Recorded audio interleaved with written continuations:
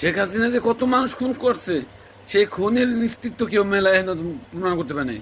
হ্যাঁ, ভালো ভালো, আহা, এই যে পিলখানা হত্যাটা, বিডিআর হত্যাটা, হ্যাঁ, আর্মি বিডিআর কি একটা দান্দা লাগাই দিল বাংলাদেশে 2009 সালে। হ্যাঁ, ও এই বিচারেই তো শেখ হাসিনা ফাঁসি হবে, নাইলো না হইলো তো কমসে কম 2-4-5 লক্ষ বার শেখ হাসিনা ফাঁসি হওয়া উচিত।